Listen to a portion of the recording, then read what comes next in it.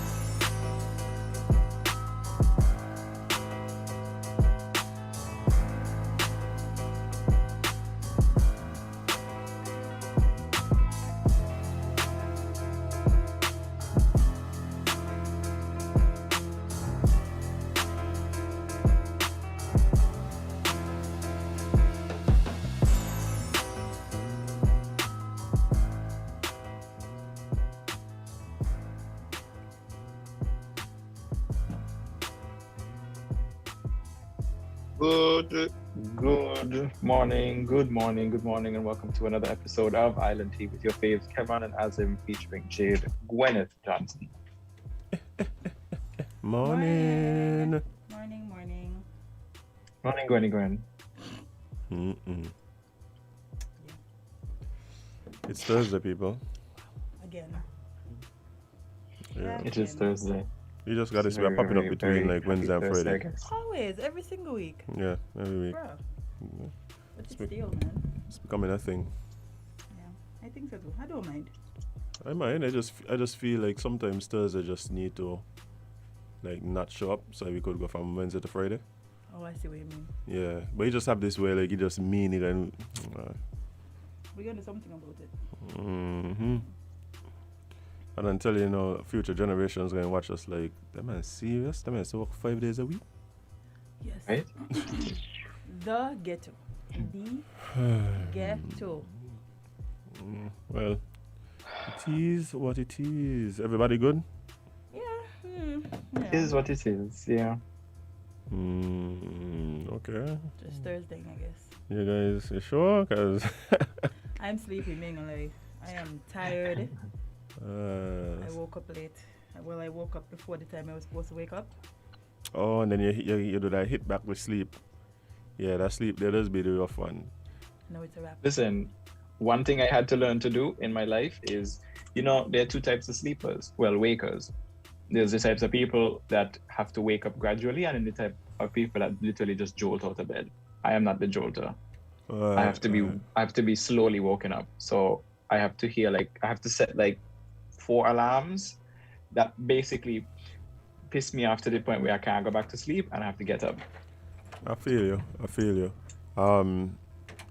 I could get up initially, right? I could if I have to, but I'd rather not. The issue is if I stay in bed and you hit that, like you doze off again, that second wake up is near impossible. It's definitely a chore. The second wake up back. Like our parents used to say, you could wake up for walkathon without anybody waking y'all up, but let y'all need to wake up for school. Which is true. If I have to wake up for something I want to do, like Juve, my body, Bro. I have one of them body clocks. Like my body just know the time and I just wake up. So like Juve, I will wake up before my alarm, like 2 minutes before my alarm, and I good to go. Yeah, but when it's something that I don't want to do, But I think for me, how come it used to be so easy to wake up for like Saturday mornings? Because you don't have any responsibilities on. Because there's no obligation. Because Saturday morning. As a child, anyway. Saturday was just cartoons. Yeah. I mean, I said it before. I've always been an early waker almost my entire life. Like, but on Saturdays, I used to wake up at like 6 because I wake up with the sun. I'm not one of them people. Yeah, that's and I used to wake up at too. 6 and go downstairs and play video games because I was allowed to play on the weekend. I used to play video games on like the lowest volume. Well, enough for me to hear, but not enough for anybody else to hear. Right. And then I used to get abused off sometimes. Oh, you can wake up to play a game, but you can't wake up to go. And I'm like, Yes, Yeah. exactly, because we want to play games, we don't want to go to school. exactly. Simple. I don't understand what kind of rhetorical question that was, It Duh. was more like a statement. But yeah, I think it's frustrating to parents, because if you've ever had to wake up like children to go to school, you know the struggle. Yeah, even waking up Jaden, You know the struggle, and man. he's too. I just try to wake. I try to get him up, and then I tell him I'm leaving the room. When I tell him that, he hears it somehow and just gets up. But that's not going to work for. I'm about to say that. I don't know how much That's longer not- you got with that one nearby. It's working right now. Yeah, I still a proponent for the either water that you left out in the yard, the Jew, to catch the Jew and then you just straight on them. What? Wow. What? Azem, What? what? Totes inappropriate, Azem. Totes inappropriate. That's what. Wow.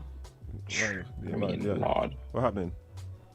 I That- don't know how your household works. Right, flinging But into in on people. other Oh. households, we don't do that. But I used to wake up, so it never happened to me. So it worked for you. No, I used to wake up like but then Oh, you didn't get to experience it. No, So then why would you want somebody else to experience it? there's a lot of things I haven't experienced that I want other people to experience. Why that? Because I'm it's pretty sure- effective. Okay. We're going based on results. Okay. I thought there were easier ways, but I'm obviously wrong. I'm saying it's a struggle to get children up in the morning. I'm saying if you throw the Joe water on them, They're gonna wake they're gonna wake up. I got you. I mean, You mean true, what? but Effectiveness. Yeah. Okay. We'll go with that. Yeah. Azem, Yes. today's Thursday. So you know what we do on Thursday? We grind. it's time to grind some gears. Who has upset y'all this week? Everybody. Who fine person? Who hasn't? Oh, well. And remember, you can call in and tell us who upset you this week or what upset you this week. Mm-hmm. No matter what it is, because I know. Or who it is. Yeah, don't be afraid. We Hey. won't tell anyone. You know, what was cracking me up. Remember the time I was going in the gears about West Tech? Everybody was like, "Set in him, set in him." I'm gonna call it for you to call him. When they come, You alone must get your package. okay then. All right then, cool. I said, now Miami So for they it. be- Hope I vaccinated. So they be. And right now, tickets to Miami kind of expensive. By 10 right now. So, I don't know about all that. 10 right But for now. what? Who going? Second week in January. Second week in January is when you gotta be looking. That's when everybody leave. That's when everybody going. That's when everybody. That's after the flying. rush. That's after the Yeah, rush and then that's the tickets after. go down. Yeah. Like from the they're 9th. flying, slow down. The 9th and the 10th, the tickets go down by like $800. Wow. Which is almost the whole flight. Literally. But yeah, who pissed off y'all this week? Nobody really pissed me off because, I've been staying in my house. Jade, why you itching I your hand just, like I a just mind my crackhead? business. So. I don't know. I suddenly started feeling itchy. I can't scratch. What the hell? No, it's not that you can't scratch. It just looked very cracky. Well, most of my movements are, so you can't really. Yeah, that's true. Kevon, what about you? You got anything that you need to grind? No, I tell you, this is my business, so there's nothing to be pissed me off ground. this week, boy. No, I'm thinking. I have a long-standing gear You That- should grind it, guys. that really got highlighted yesterday. Go ahead. It as might the- remind me of one.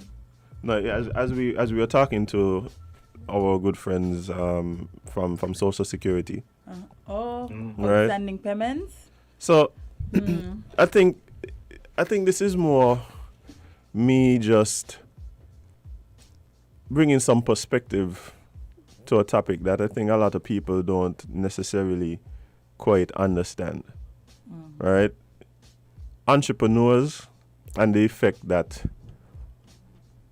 outstanding payments have on them, right? Like, I don't think people understand exactly how much how difficult like that is for entrepreneurs, and some of the consequences of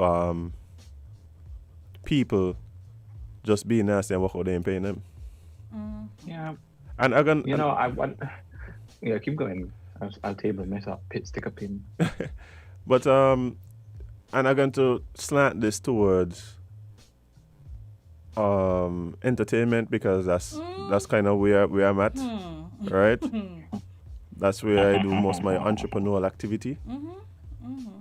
But let's go. So it is not odd. It is not odd for people to just not pay entertainers. Like, it's not an odd thing. Nope, they abuse about it all the time. No, let me put something straight before people come and start to say what you should and shouldn't do, whatever. This is even if you put contracts in place, even if you have written agreements, they just don't care. Like, I have people who I have literally had my lawyer like write them and everything, and they just walk out. We ain't care. We just ain't care. But that's neither here nor there. What I'm trying to do is to highlight some of the ways that this actually affects, that I don't think people really understand. So, like, let's say you're a manager of some group or whatever, or some dancers and that kind of thing. And because somebody just nasty and don't care and don't respect what you do. And a lot of times really just figure that either somebody else could do the job that you're doing, or that they really just don't need you for anything else. For instance, yes, for instance, either you're a promoter who puts on an event maybe once a year or once in a blue moon, the kind of fly-by-night promoters them. Or you're somebody who changes up your lineup enough so that you don't have to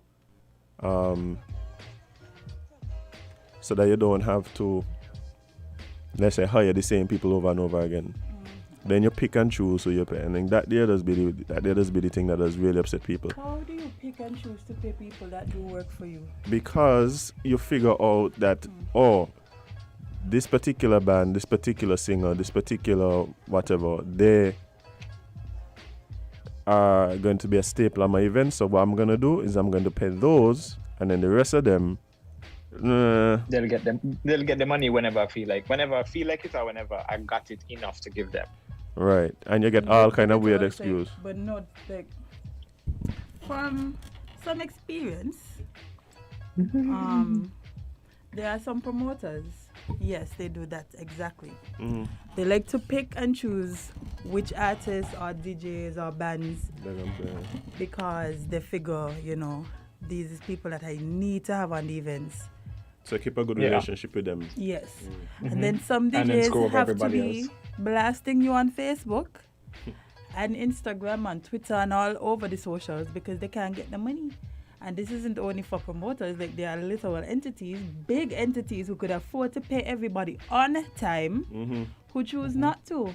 And it is willfulness. And part of it is also because it is just work out that you're small, you're not a giant entity, you work for yourself, you don't need the check right now because you have nobody to pay. But the reason you need the check right now. But they don't realize that you need to pay yourself. But that is why you need the check, because you're small, you work for yourself.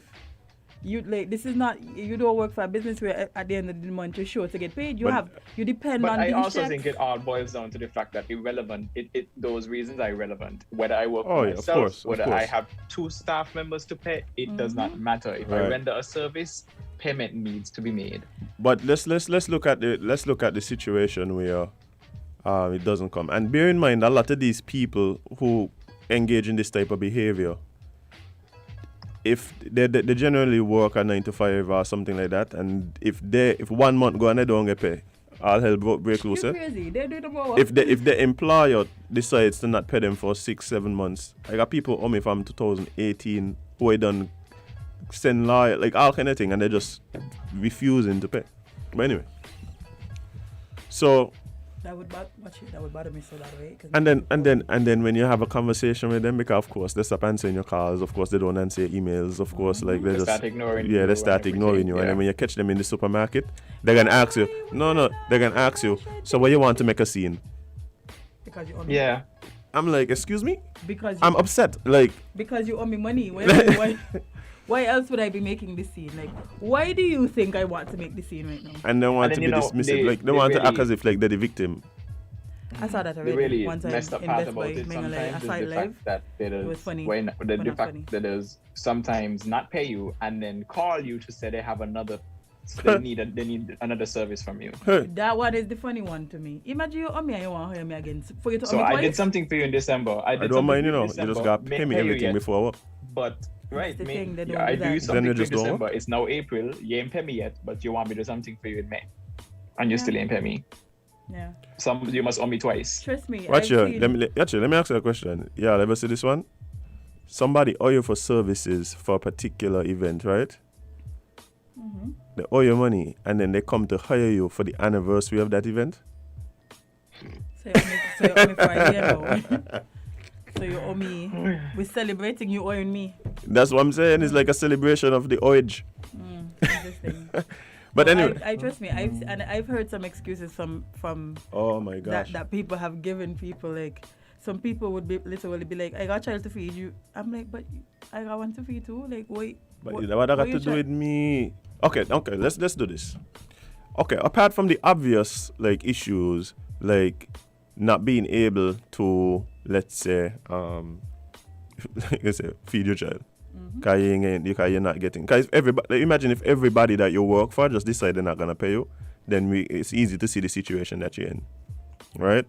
But there's so much more that goes into it, so much more issues that stem out of that. Because for instance, you end up in a situation now as an entrepreneur where you might not want to be beholden to the people that you owe. So you might want to pay your workers. You end up start taking money from one place to.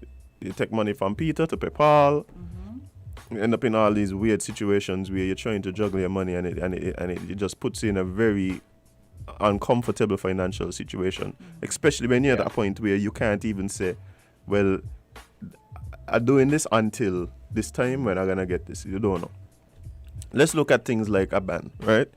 If bands ain't get money, they have loans to pay. Right? Ooh, I don't think people understand like the effects. The trickle down. The trickle down effects. You harboring from being paid. It's not one person you're messing up people's credit. Let's go there. You're messing up people's credit.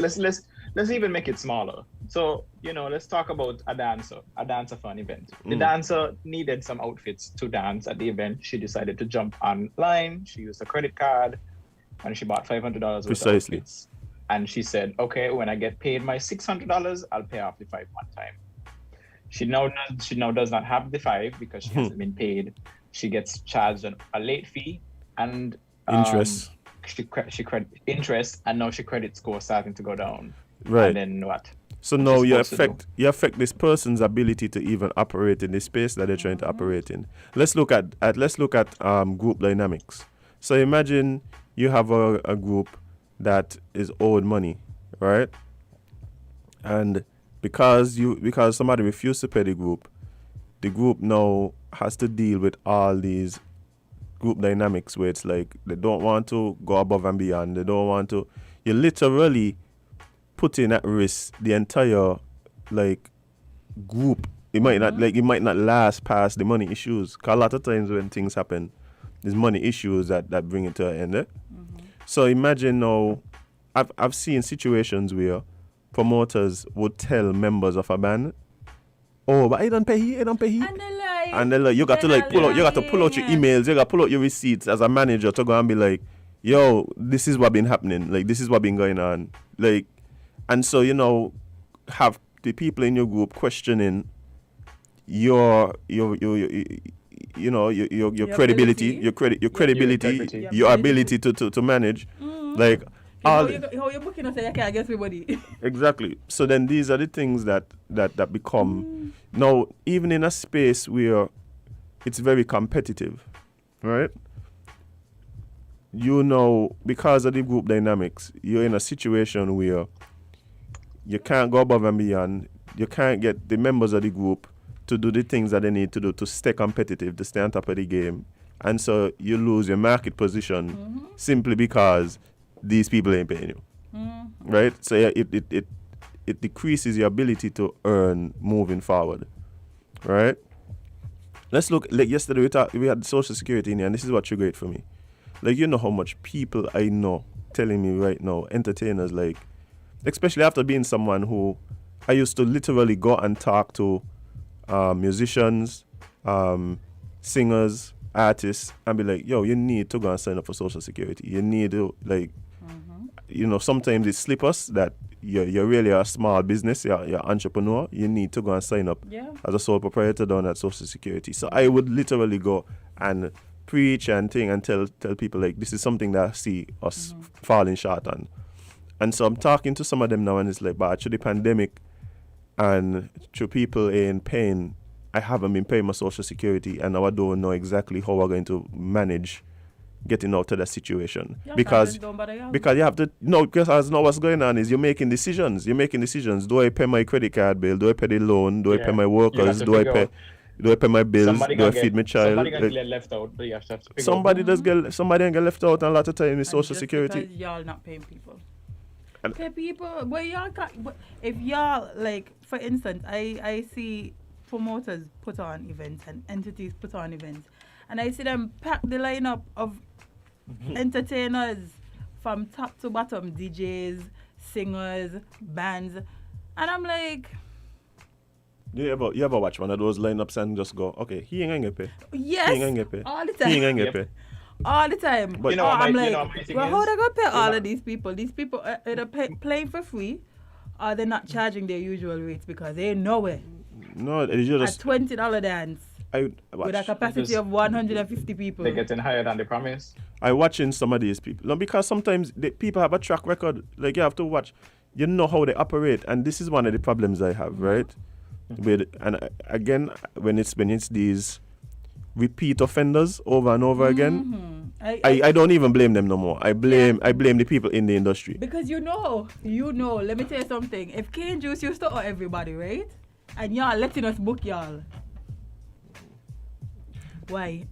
I also feel like I don't know, the entertainment industry needs to be more collaborative. I'm not in it, so I could be. Yes. It could already exist, but they need to be more collaborative in terms of saying, okay, you know what?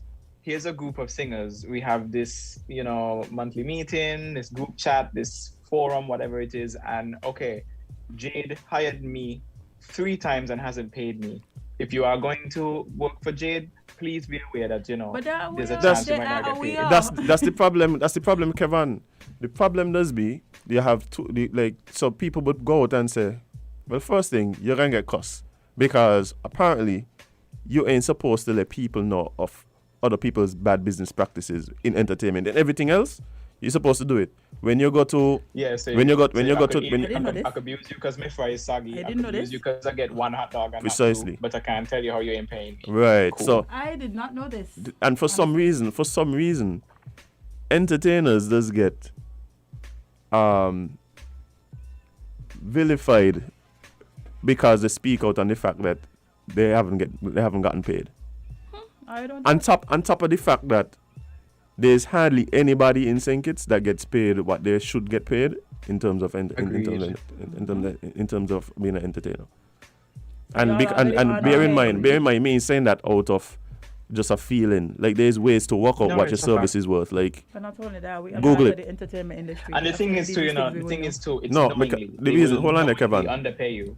Yeah, hold on there, Kevon. The reason I'm saying that, Jade, is because sometimes somebody would watch a band gain $5,000 and think, like, because $5,000 seem like a lot to you, like, is a lot. Like, not recognizing, like, the truth of the matter is, what are you drawing that? Where you're drawing that conclusion from? Like, you have no idea of the cost. You have no idea of the amount of people that the band has to pay. The 4 people up on the stage playing an instrument, and the people at the band. Oh, the instruments that they're playing, they got a loan down there at 8%, waiting to get paid every month.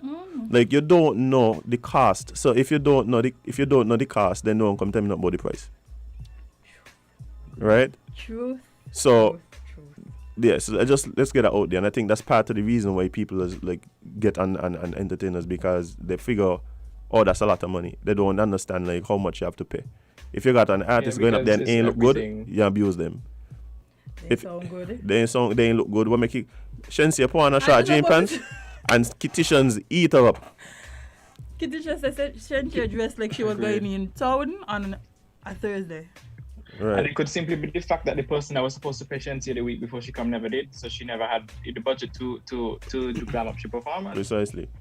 They don't care. And you know what? The way to fix this is shame them. So Azem, shame them. Azem, make a list of people who owe you and start to come in here and shame them. No, but I don't tell them that gonna start happening. I was waiting right now, because the last time I spoke to two of these people is they said, okay, give me until this time or whatever. Like, and my thing is, just have a conversation. Don't me supposed to go be running you down up and down the place. They don't even say, well, me supposed to go be tried coming on your work. Exactly. They don't even say, well, I was supposed to check you this week, but this and this happened. No kind of communication. Crickets. But then when you get what upset, my thing is? Lyrics. I think a lot of this could be boiled down by the fact that you need these people requesting services need to be more transparent. And I'm not saying transparency is going to free you from not paying people, but it will cut down out to the triflingness behind it. So let's say I throw a party. I'm waiting on funds from the party, which means basically at the end of the event to pay people the remainder of whatever. I could come to you, Jade, I request your service, and I could say, listen, I didn't make what I thought I was going to make. Is it okay? Or can we work out a payment plan where I could pay you overtime versus the one-time payment? No. And that's the thing, you have the option to say, no, I need the payment now. Or you could say, sure, we will discuss something. But let us just ghost you, disappear from you, and expect you to be okay with not being paid after you've already delivered what you said you were going to be paid for. One of the things that is very off-putting is, imagine when you have a situation where someone or entity owes you and you see them constantly living the best life. Well, living the best life is one. Like she just buy me a car. She just buy a car and she Are you hobby? He just you got car money, but you ain't got pay Jade money. But you know what? Even is a bigger slap in the face when they continually do the thing that you were hired. So, for instance, you hire me for an event, you ain't pay me, and then every month after that, you keep in more events. Yeah. And this is what I'm trying to say. That's why I said I blame us, because there needs to be some solidarity. There needs to be some solidarity in the industry. If I know. Because it comes down not to whether or not you're going to get paid. Because you might see yourself as an artist or a band or a group or some dancers or whatever, that you understand your position in the market. So well, by them pay me because they're going to want me for the one next month. Mm-hmm. But it ain't about that. Because for me, what it is this person has shown time and time again that they do not respect what we do. They do not respect who we are, what we do. And to me, when there is no respect, there could be no business. You understand? Mm-hmm. And that's me. But some people are all about money and thing. But for me, it's all about respect. If you continually show me that you don't respect me or the people who operate in the same space that I do, I take that as a slight. And we can't do business. We can't do business after that. Let me tell you something. Right? So for instance, let me finish. What happening is, imagine if we just decide and say, well, guys, this person, these last 6 events, they ain't pay so.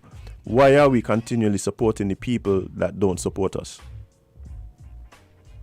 And that's a question that I think we all need to why. That need answers. And we'd see it in the corporate community. People would literally say, why are we supporting these businesses? They don't give back to the community. Mm-hmm. So why are we continually supporting these entities that disrespect us, don't pay us, show us that they don't support the community in any way? we need to get them out of here. Like if we want to create like an actual industry, we need to get these bad actors out of here. It's like the issue they're having in the police department now. Every police officer ain't bad, but because they have these bad actors, it creating a toxic environment for everybody. You understand? Like you need to get the bad actors out of here. We can't keep supporting them when they literally don't support us. As my auntie says, one of the list of people that owe you, so she could break the phone. Hey, I miss you now. Let's see if this is one of them who I'm calling in. Good morning, caller. You're live on Island T. Bye, come like oh, hey. It was. They hang up. No, go ahead. No, I'm right here. Hey, morning. Hey, good morning, good morning. I'm here listening to your plight. Well, I have some suggestion. I don't know if the inland revenue do it still. But they used to put somebody by the gate to check how much people go in. I don't know if they do it now. Because it used to be 20, I think it was 25%. No, they don't do it. No, what happened is you're supposed to, they do it when you're supposed to pay VAT. But bear in mind that most of the events and the groups that put on events aren't VAT registered. So they don't really do that. Yeah, but in the old time days, somebody was always by the gate, Yeah, I've heard about that. So I am thinking that the promoters should, when you are hired, get somebody for you to stand up by the gate. Because when I make nothing today, then you could say, well, my person count 100 person going in there. I know a mechanic. What he used to do, wait until they have a certain amount, and he carry them down by the square. Because sometimes unless you carry some of them down there, you're not going to get your money, People are bold and BFS. So you notify them in time, and you take out your summons. You don't have to carry 1, 1, 1, 1, 1. 2, 3, 4, 5 of them won't pay you. You carry them down by the square. It sends a message to the others, Because once your service is good, they want it. But they will also understand that you intend to collect what is yours. Because you see, the more people walk away, leave their money, they go for the next victim. And if you don't see yourself as a professional, because, they can't walk up with the lawyer money, so Now we got to get serious. You have an association, maybe you all should retain a lawyer or get some young lawyer to give some free service. Because you have PACE, PACE could have a lawyer assigned to it. A lot of these young people will work for free. Or they work on the basis of what the court say, because the court does give charges to the person who you take there. So maybe you all need to look into it. Use legal means. You ever go down there, but today is Thursday. Courts, TDC, Hartford. They have their lawyers, Mm-hmm. Yeah. So if you think you're going to walk away with TDC fridge, or Hartford fridge, or court fridge. And the trouble is, they just take the fridge and carry you for the debt. So maybe you all have to begin to think like professionals. Don't just walk away with my money. You ask them a couple times, you give them things, or you do like electricity department, come and get a payment plan. But you have to act professional, then you'll be treated like a professional. All right then. All right, thanks. Thanks. Well, with all those points being true, sometimes no matter what you do, people still decide that they're not going to pay you. I could take you to court 3 different times. The judge tell you pay me 3 different times. Been there. And you still ain't pay me. I can't do anything. Like, I can't. They're not going to lock you up. There's no debtor's jail. So, like. Not only that, right? What am I going to do? Not only that. There's one of the issues, with who some of the defaulters are. People might be reluctant because of certain repercussions. There's people who just write it off as like bad debt by like. Make it a boy, so. Not going to lie. There's some people when I hear that I just tell people, well, you might just wait. You might as well wait on that because. But you see, how is it that you know? How is it that you know? Because my thing is, my thing to be. Yeah, people would say, "Bye, make sure you give me money up front," and so, which is cool. But when you have somebody who does this constantly, I think, like I said, it speaks to a lack of respect. Yes. For so get them out of here. Get them out of here. That's what I'm shocked when you can say you want keep an event. You can go up and sing here. Can't nobody singing for you. That's what you don't show you don't support us. I'm super shocked sometimes when I see certain promoters constantly getting it work, being able to put on events, and I'm like, so how you get paid? No. So how he? Okay, cool. Like what you do when? Yeah, figure it out. What you do when the government is one? Cry. Okay. Cry and what beg. What you do when it's political parties? Cry and beg. Cry, your best cry, and beg. That's all you could do, apparently. Hey, good morning, caller. You have money for Jade? No. Good morning. Good morning. I was trying to get in yesterday in relation to some information you shared, a discussion you had about the lack of coordination of, I think it was police officers in the region and of security in general. That's how it went yesterday, you recall? Yeah, I was talking about the need for more regional integration, and I used the example of like national security between islands, being able to communicate. Okay. I just want to update you. There is something called the Regional Coordination Center, RJCC. That's one institution. There's the next one called the Regional Security System. There's also IMPACT. And there's the Maritime Coordination Center in Martinique. Also, you have Interpol. I think the Caribbean office is in Puerto Rico. And lots of coordination takes place. For example, RSS have planes, and they use their planes to do some surveillance, especially drugs, etc. And that is coordinated by forces on the ground in different countries, depending on where the situation is. So if you maybe do some research on those, recognize that things are happening, and in each country there should be something called JRCC, Joint Regional Coordination Center, for example, comprising of police officers, customs, defense force, or army. So I suggest you all could do some research on those and bring it to the public's attention. Yes, I really appreciate you highlighting that. There's also this thing called CARICOM. CARICOM? Yeah, CARICOM. You know about that one? Not the general CARICOM. Yeah, general CARICOM. Yeah, but those things are almost like subsets of CARICOM. So that's what I'm saying. So if CARICOM in itself has been proven to be inefficient and ineffective, how do you think the subsets and the branch off of those of that community would function any differently? CARICOM is a political I suggest you have a conversation with one senior officer in the police, and maybe invite them different schools, maybe invite them on the show to discuss what those institutions do and how they're coordinated. Those are operational arms of CARICOM. So in your humble opinion, I would suspect that you're involved in national security and policing in some respect? No, I used to be in the public service, and I was somewhat close to most of those organizations I spoke about.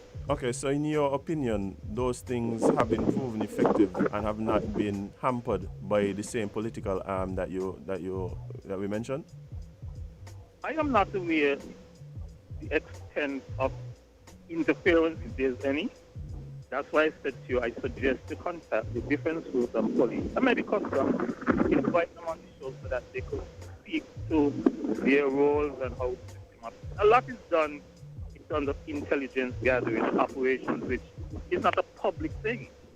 But as I say, if you speak with representatives from those institutions. They could indicate, how it's organized, how it's done, etc. Correct. All right, man. Appreciate it. Thank you. Bye. Yeah. Yeah, that'd be cool. That'd be cool to have somebody come on and talk about regional integration and policing. But bear in mind that the position that I took yesterday was one that was, it was something that was lamented to me by someone from at least 3 different islands speaking about it. Like people involved in the policing. One person directly involved in, it's not customs, but involved in border patrol in one of our neighboring islands. So, and I think he was saying the same thing that the caller was saying, which is like we have a lot of these organizations that really they were put in place to facilitate the kind of integration that we know it would be necessary to police the region. But again, the issue has been political involvement. What did you agree with CARICOM? Me? I don't have a gripe with CARICOM in theory. I think in practice. Yeah, agreed. I think in practice it under delivers on what it is intended to bring to the region. But that is because, like the caller says, it's political, and so when you have the people who are making decisions being beholden to people in one island and wanting to retain power and control and these kind of things, like the integration can only go so far, right? It could only go so far. Well, yeah, we've seen you know much things they decide at CARICOM and then just never get implemented and in the actual countries. So, like the theory is great, but the practice is a different situation. So they have good intentions, but the execution is off. Okay. Yeah, but bear in mind that it's all still separate countries. So for instance, I'm like me and my party has a mandate from our people, right? And we have a certain view. We take that view to CARICOM, it's debated, it's whatever. And then in the middle of discussions, when we're getting ready to sign off on a treaty or take some kind of decision or whatever, my country has elections, and then the person who comes in is totally against that.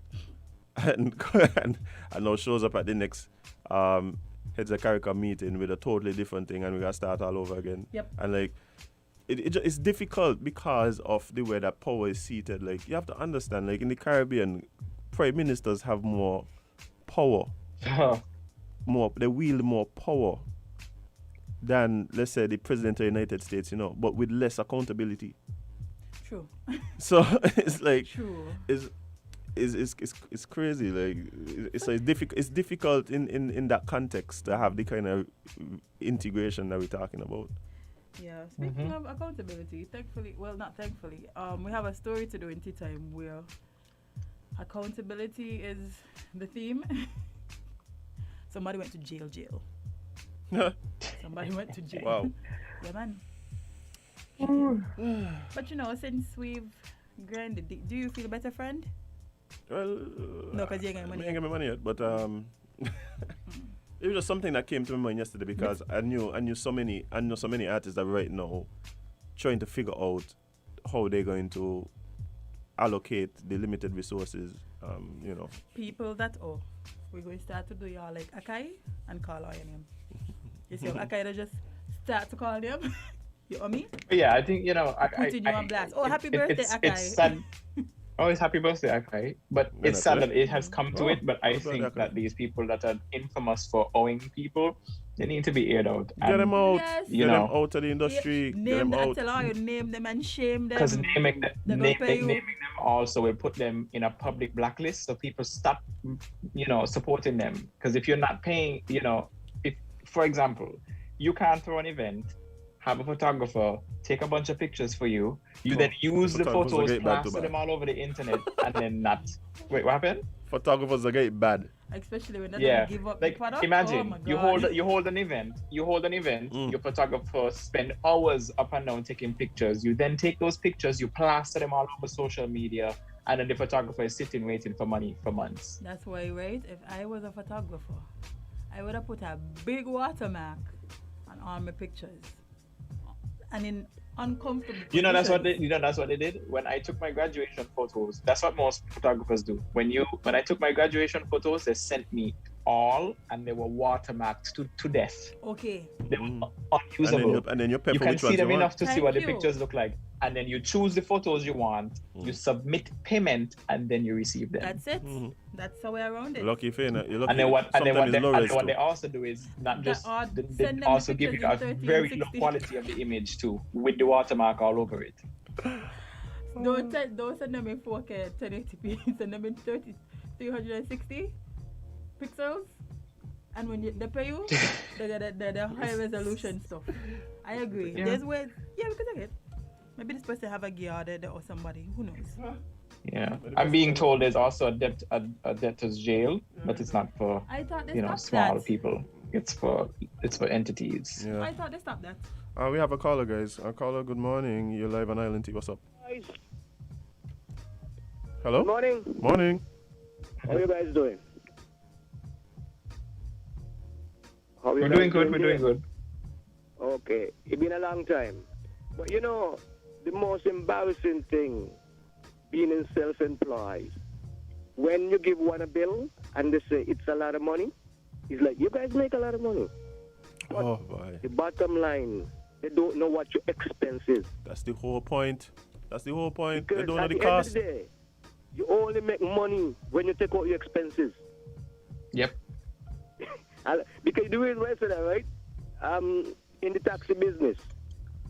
But when certain people look at you going back and forth, they don't realize we and the vehicle, and at the end of the day, you got to maintain the vehicle. So they say, "Why you fellas making a lot of money?" But at the end of the day, when you take out your expense, you ain't got nothing. Yeah, I know it is. I feel the guy's pain. But there's another way to get around it, Try to demand at least 75% up front. See if you could get something like work out. Even more than 50% up front, and then if at the end of the day you'll get your money. Because sign had to say this, right? As a cab driver, driving for weddings, that's where the problem to come. So, Well, if you hire me for a wedding, I would say, listen, I need X amount of money, whether before I come for you, and after I take you back home, could I get the balance? If they give me trouble to give me the deposit, me ain't turning up because I know me ain't gonna get the rest. Because they're gonna buy this, that, and Exactly. But yeah, so that's you got to try write up a contract to say, well, okay, you want me to work for you? This is my deposit before, and then after. You won't think about it, but at least you got something to work with to go on the next gig. You understand what I'm saying? Right.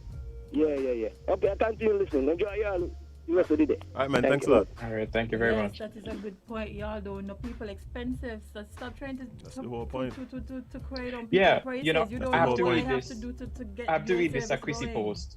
So Chrissy is saying, it's she always said this, that people who don't have knowledge in certain areas can't fathom your prices because people want to tell you how much your flour, your sugar costs, but they don't calculate in the gas, the time, the talent, the delivery fee, all of them things. So you can't just watch me and say, oh, but all you're doing is standing up and taking pictures. How much did the camera cost? How many lenses do I have in my bag that I have to switch out and use to take your pictures? How much time did I have to spend editing your photos after this? There's so many things that people don't calculate that comes into the They don't cost care. of the Bear in item. mind. And if you They if you want can't nice fathom things, but they it, do don't not want request it. to pay nice prices. Okay. But guys, the thing too, don't come tell me about what nowadays charge you. Me ain't care. Yeah, I don't care. I don't care. If Azem charge you Thank you. $50, go to Azem. That's I'm all. not Azem. That's all. I don't care. Like, I don't know what that person's business strategy is. I don't know what. But you see, expenses could be more than this theirs. is what I tell. This is why I tell people, especially in entertainment, don't tell me nothing about anybody else charge. Because you could hardly find anybody who, no matter how much work they get, can support themselves. That's why almost everybody in the entertainment industry has to do a 9 to 5 to survive, because they're not getting what they're supposed to get in the industry. They're underpaid. Yeah. There's no band in St Kitts that could support itself. Now we're talking about entities that have been around for 30 years. Entities that have been around for 30 years can't grow up yet, still infants. But all I want is one man. But then you realize that it ain't because they're not working, because they're playing all kind of time. And if you're looking, so as close as Anguilla, St. Martin, all these places, like, you have people who are doing what we're doing at a lower frequency than we're doing it at, and are able to support themselves. And again, me talking just about bands and things, we're talking about photographers, we're talking about everybody. And I think what needs to start happening is collectively everybody starts charging their worth, which will then force people to have to pay it. Because if you want a photographer and no photographers charging what you want to pay, then you just don't have a photographer. So use your iPhone. I just noticed that iPhones have exactly. So pull out your phone and take your own pictures. You know, that's all. Like, we need to start putting businesses in positions where they have no choice. Either you do it yourself, or you pay for it. Photographers, DJs, you. Because what happens is they're gonna go after the photographer they want and say, "Oh, we want you for this, but we only got like $20 to pay you." And then the photographer said, "But I need more than that."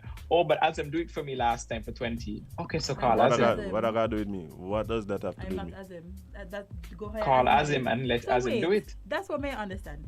If you know Azem do it for you for $20, why are you calling me? What are you calling me? No, okay. There's two reasons why that does happen. Because Azem ain't do it good. Right, that's exactly. one. Two. One is that Azem ain't do it good. Sometimes I want quality, but same price. Right. Sometimes it's a matter that they look at you a certain way. So they look at Azem and say, Azem is the top tier photographer. But I mean, I can't pay that. I can't pay the $20. They look at Jade and say, Jade ain't as hot right now in the photography game, so Jade ain't supposed to charge me more than 20. She supposed to charge me less. Yep. Them kind of stupidity they do. You're up and coming. You're not allowed to charge me that yet. Yeah, like, what are you saying, bro? Like, what are you talking about? I may not be able to absorb the losses, like, as Azem got all these work or whatever. So he could have give you a blood. He could have seen it as a give back. He could have all kind of reasons. He could just walk out. This is a hobby for me. You understand? So it just I don't care. Like, the bottom line is I don't care. Don't tell me how much to charge. Don't tell me what somebody has charged. Don't tell me I pay anybody else. If you want to have a conversation with me about price, then the conversation must start with cost.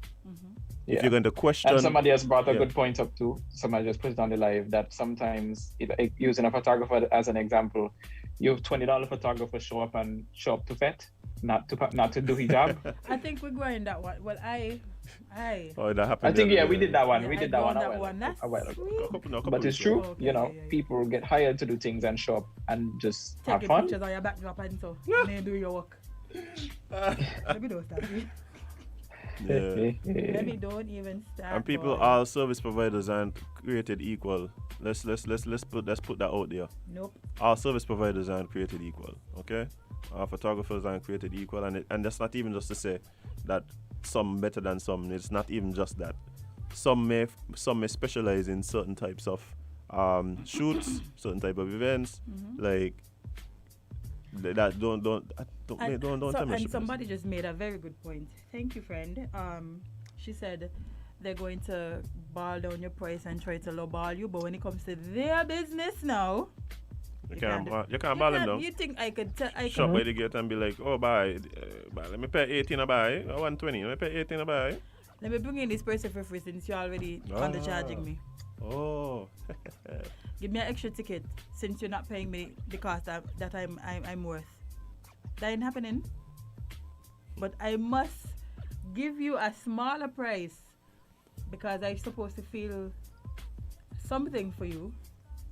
But one of these days I'm coming here and just like totally just talk about my view and the entire dynamic between pricing, who pays what, who gets what, and why it's that way in industry. It's just my view. Could be wrong. We don't usually be, but anyway. Yeah, I don't think we have that terrible of a track record. Anyway. Break time? Break time, and we gotta spill some tea. Yeah, that's true. Kevon, take us out, please. It is time for a break. So we will take a very, very short break and we'll come back with more Island Tea on WINN Media SKN.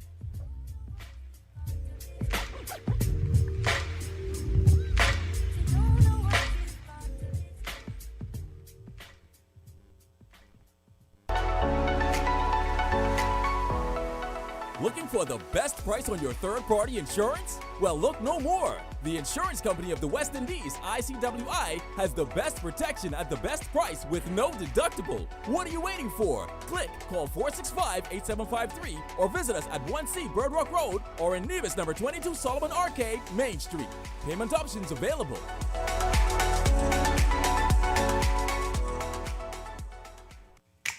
Maybe it's the way the brilliant gold liquid reflects our sunshine, or how the bright blue of its label mirrors the clear Caribbean skies overhead. Maybe it's the fresh, crisp taste of this beastly cold beer on a scorching hot day. Maybe it's even the way it brings us all together. But one thing is for sure, Carib is very much a part of who we are wherever we're from in the Caribbean. Carib. It's the way we play. Drink responsibly.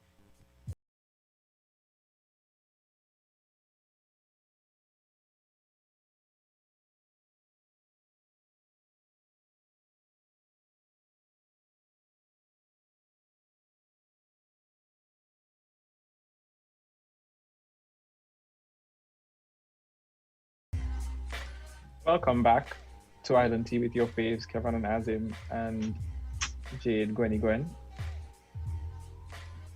I missed the screaming lady today, the soundtrack with this screaming woman. She done pass. That happened, she done pass. Yeah. But anyway, we're here, have no fear. We can jump into some tea time, hee. Yeah, let's... Before we even get to the Barbados thing, we could talk about what he missed. What? Gawain asked what he missed. Gawain, rewind it. Yes. Mm-hmm. Nope. When the episode Rewind done, just go and... I was about to tell you, but Kevon stopped me. So, well, carry on, Kevon. So I think we should talk about this first because it's actually a very, very big deal. Wait, just give them just knock the COVID update out the way quickly, please. So we can. Oh yeah, it's true. Let me do that one quick. So we are now at 37. The Federation of St Kitts and Nevis is now at 37.6%, which is 12,432 total doses administered, which is broken down 9,428 for St Kitts, 3,004 for Nevis. I don't know where they're doing dailies, but you know. Finding things to do. I mean, I ain't mad at it. I'm just saying. I would do a weekly update. I don't know if I would do a daily one. But you know. I ain't mad at it. Yeah. Let's talk about, like I said, I think this is a personally a big deal.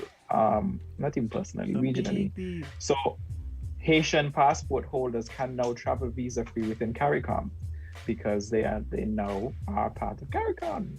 Yay! Good news for Haiti finally. Lord. I think that's a very, very big deal because they now have CARICOM passports, so they can now travel and do everything CARICOM allows them to do.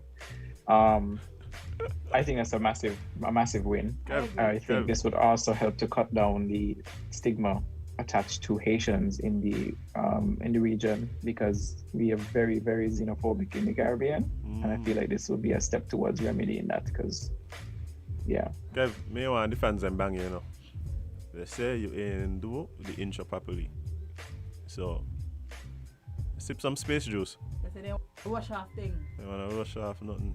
I come in, Joseph. Give me a minute. You can't I see it, and I see it. His name is Joseph. I saw it, but I looked away when he said it, so I thought it was gonna work, but then Jade had to read it out loud. Joseph, but then Azem had to read it out Joseph loud. From now on, I don't care what your name is anymore. Shady. Joseph. The space jug by it. Oh boy, that is hilarious. Kevon, move with a little pep now. You just drink your water. What is? Because Joseph done just Joseph. block him, please. Tea time. Thank you. Thank you. I hope he appreciates that. He probably gonna abuse me off again. Crass and crude. I think I'm taking a name from you today. But yes. Have it. Yeah. But yes, that's good So news it's a win for Haiti, yeah, I think. Finally, Lord, they needed a win. Yeah, I think Kevon spoke thing. to a big part of it is just the stigma attached, even like within the Caribbean to Haiti and Haitians. I don't get it. Yeah. I don't get it, honestly. Yeah. I don't either, but I think it's great news. I think it was announced yesterday. Well, the articles went up yesterday, so very recent, and everybody is kind of celebrating and think it's making it a big deal. The Haitians are celebrating. I think it's a wonderful thing. So yeah. I mean, I'm with everything I said. I just happy that we're at a point now where the illegal, hopefully the illegal the trafficking could drop a bit, because there's been too much lives lost, just trying to let's aim for the lowest. Yeah, big time. Yeah, trafficking, save some lives, man. Sometime last week I had a random thought about human trafficking. I wanted to start? No, I wanted to end. Oh. You're trying to get in on it. No thanks. No thanks, friend. It's okay. It would be wild to find out that people here are actually into human trafficking. Well, I don't know. The people that are into it. Not that they're not, because I'm pretty sure. Yeah. We have somebody on the phone lines. Perhaps it's somebody calling from a boat coming from Haiti. Good morning. You're on Island Tea. Oh, yes. I mean, the revolutionary Haitian, if I'm saying it. So. So they're trying to come back, but let me inform you. CARICOM passport only allow you to spend 6 months in the country without working. Right. You need to work. You need a work permit.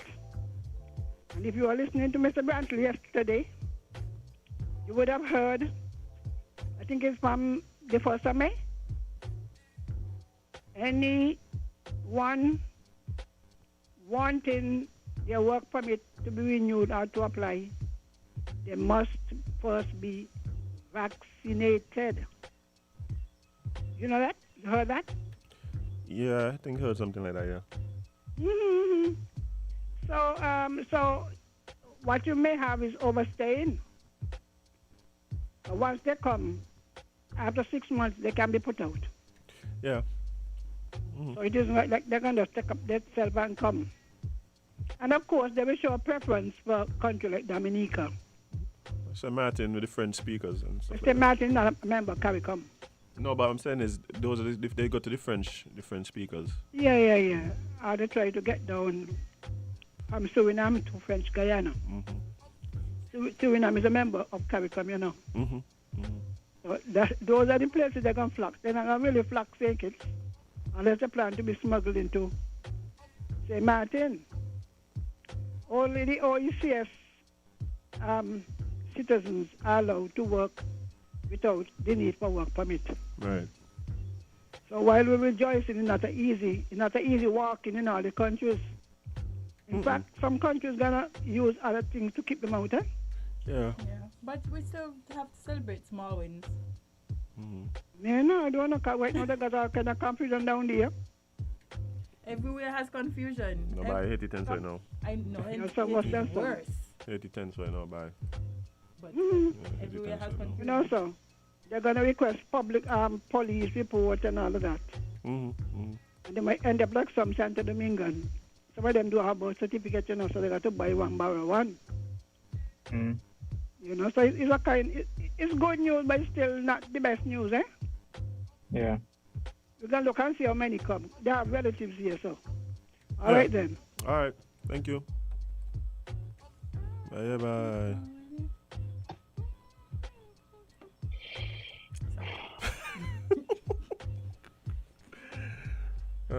Sorry. But what else do we have, Kevon? We could talk about Barbados. Yikes. So this has sort of been a big talk lately. So Barbados's Prime Minister describes the conviction of the former minister as a sad day. So the Prime Minister of Barbados, Mia Mottley, she has described the whole situation as a sad day, which is the sentencing of a former Barbados government official, which was a sentence of 2 years in jail in the United States after he was found guilty by a federal judge in January last year for his role in a scheme to launder bribes paid to him by executives of the Insurance Corporation of Barbados Limited. So white collar crime. So following a 1 week trial and 2 hours of jury deliberations, Danville Innis, I hope I said that right, who is 55 and is a U.S. legal permanent resident who now resides in Tampa, Florida, and Barbados both, was found guilty of 2 counts of money laundering and 1 count of conspiracy to commit money laundering. Innis told the U.S. district judge on Tuesday that the greatest regret of his conviction was not to himself or his career, but those who cared most about, first and foremost, his family and also the people of Barbados. Prime Minister Mia Mottley said, "It is a sad day, but we trust that this development today brings this unfortunate episode closer to closure. We live in an era where governance and accountability matters. It is a lesson for all of us, whether elected or appointed," said, again, Mia Mottley. She also stated that there must be a recognition that our commitment to serve is a solemn one. We act not in our own interest, but on behalf of others. What is the takeaway from this? That our duty and focus must always be to serve people and in their interest, not that of those of us who come to serve. She also added that it is truly unfortunate moment, and I hope we can soon put this behind us. There's more. So the Attorney General, Dale Marshall, who also commented on the sentencing, said, while he does not believe I can usefully comment on the outcome of the criminal proceedings brought against Mr. Innis, the imposition of the penalty as in our own judicial, why is there a sentence, a period there, but okay, judicial system is entirely a matter of the US courts. The court heard the charges, presided over the case, and listened to the mitigation. It is not only the body that could make a determination of the appropriate penalty. I can only say it now brings this to an end and a sad episode in Barbadian history. So yeah, let's break down what exactly happened. So according to the evidence presented at trial in 2015 and 2016, Innis took part in a scheme to launder into the United States approximately $36,000 in bribes that he received from high-level executives of the ICBL.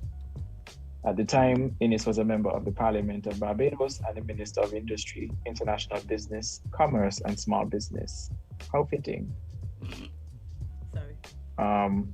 The court heard that in an exchange for the bribes, Innis leveraged his position as the Minister of Industry to enable ICBL to obtain 2 insurance contracts from the Barbados government to insure over $100 million worth of government property. Which one are y'all doing that here? Speak now. He also not allowed to leave the US as a part of his sentence for 2 years. Oh, for 2 years, that ain't bad. That's not Yeah, bad. in addition to his sentence, he will have 2 years of supervisory probation where he will not be able to leave the US. Because I know usually, yeah, in a lot of cases, people are deported after. He forced to stay. Well, he's a permanent He's a permanent resident of Yeah. the United States, so they wouldn't necessarily deport him. Not only that, they're white collar crime. People is like the sentences them not just be like, excuse me. Yeah. Small little 2 years, and then another small little 2 years monitoring. a small 4-year sentence in total. Not bad. No, just let that Google. But $36,000? Anybody money laundering $36,000? Really? him. Bye. You want some licks? You know what would have been funny? Suppose this was the test launder, right? This the one that this the probably the only one they find out about. Good point as well. Who here does launder money? Yeah, that's a call. Why would somebody answer you? No, not us. So I'm calling. Who here does launder money? I wouldn't know. Okay. I don't have enough money to even require those services. Neither do I. Can you launder $20? Doubt it. 'Cause that's I don't think that's more like a gift. Here's $20. I don't then no, because that's all I have. We're gonna find out one of these days, you know. We're gonna find out. Our news team will find out. But what was the name of that? Oh, what was that movie? We had that movie the other day. It was on Netflix. The one about Nevis? Yeah. With the stupid accents? Yeah, oh my gosh. I couldn't get through. Me finish it yet. Yeah? Neither me. As soon as I hear the Nevis accent, I cut it off. I said, may watch this. Because y'all also out of Hold on. y'all could find 2 divisions to play that small little role. Laundromat. It was laundromat. Was laundromat? The laundromat? Laundromat, yeah. No, I think it's laundromat. Yeah. I don't know, man. Bro, I was so annoyed, right? Let's see. I wish I had enough money. Yeah, the laundromat. It was laundromat. I wish I had enough money where I would need like offshore banking. Oh, Zach, I wanna. I wish I had enough money for that. But I think they'll close my account for inactivity. That's all I'm going to. yeah, you understand? You watch Ozark? Yeah, I watch it, but I'm still in season 2. Yeah, I know. Yeah. No, but money. it's so good that it's one of them shows I just want to binge. Yeah, they were laundering some money. Woo. This was, as you said, this might have been the only one they caught, or this might have been his first test launder. The first test launder, a mini laund. Yeah, they can start him out in the big leagues. So when this was washing a sock. Yeah, like he didn't reach the full suit yet, so. He was washing delicates this time He around. may never He because did they the- caught he did him. the Like, full you see, this is why they have to have a test launder.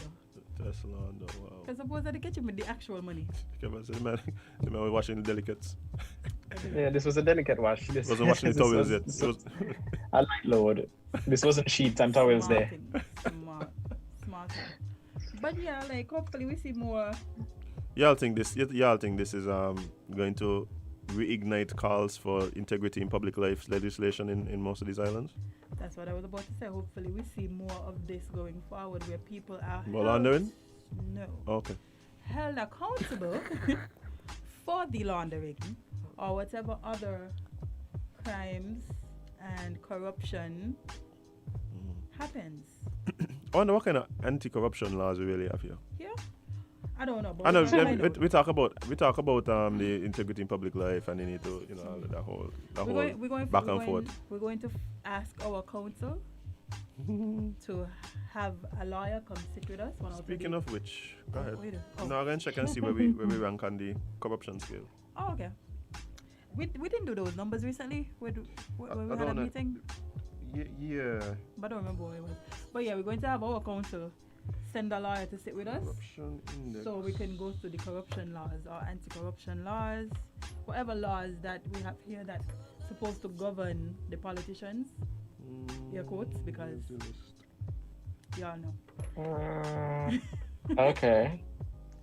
Y'all know. Has a politician ever been arrested in St Kitts for corruption? You would need and charged and jailed? All these things important. In St Kitts? Yeah. I don't know what laws, that's what I'm saying. I don't know. But anybody, like, has there ever been a case where a politician has been jailed in St Kitts for corruption? I don't think so. Wow. So no. How long we've been in politics? How long have we been doing this politician thing? No, but at the same time, we are a very young nation. That's why I'm asking how long? Like 36? So no politician was corrupted 36 years? No, that's what I'm saying, but some places are around for 400 years and they just started to get them kind of legislation there, so. Right. Okay, man, I forgot about that. I'm not going to mention it, but I forgot about that one. Yeah, please don't. So we got a lawsuit. Woo! No. Just so you know, it's on Wikipedia too, eh? But it is. A lot of them are on Wikipedia, but I just don't think any of them has ended in I don't think so either. actual court case. Which is funny because there seem to be big deals, especially around election time. But then after election time, it's like you don't hear about it anymore in the way that you used to hear about it. Wait, I'm looking at the corruption index. I'm looking to find St Kitts. If you can't find St Kitts, that's a good thing, you know. Is it? Is it? Yeah, I mean we're off the chat. And that could also mean that the corruption working, so it's off the charts. There's countries here that I didn't know exist, and so if St Kitts in there, ain't a good thing. Like where this country here be? Which one? That one. What up? I can't pronounce. Exactly. I can't pronounce that. Exactly. Which one? What number is it? It's like the score. Djibouti. It's spelled DJIBOUTI. DJIBOUTI. I don't know what that is. I don't know where that is. Oh, Djibouti. It's Djibouti. It's an African country. Djibouti. That is such a funny pronunciation. I'm sorry. You said you're still in for St Kitts? I'd say we're doing good. Oh wait, I didn't start that. There's an interactive map. Our corruption is working.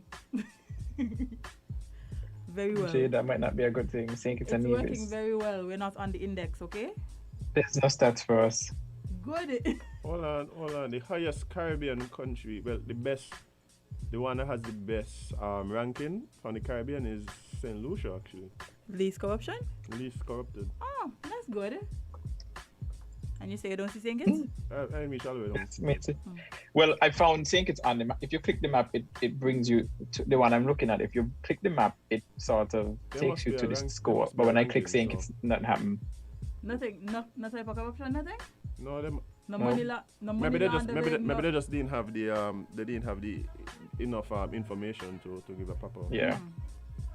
And not only that, there's a couple of people that do it. So maybe whoever you're looking at just didn't include us. Are you looking at transparency.org? Yeah, I think transparency.org.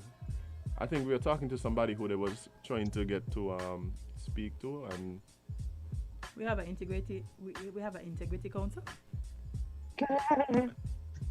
No, Somebody just tell me we have an integrity council.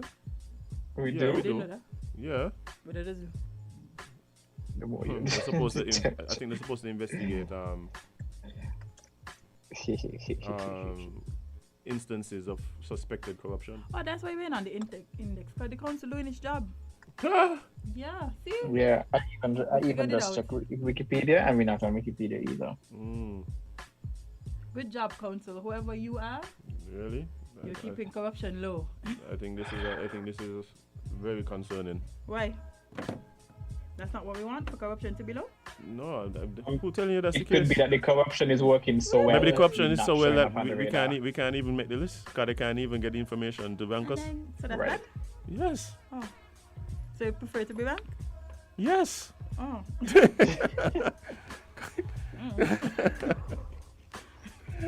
I don't know. He's asking. We have anything else besides corruption to talk about before we go into our next interview, Kevon? Because time is going. We could talk about this one that Azem wanted to talk about. So the man photographed with his foot on the desk of Nancy Pelosi has been released from jail because of the whole January 6th riot. So Richard Barnett, he's 60, has been denied bond and jailed nearly 4 months on charges including obstructing Congress, violent entry into the Capitol while armed with a stun gun, and stealing a piece of government mail that he later displayed on media outlets.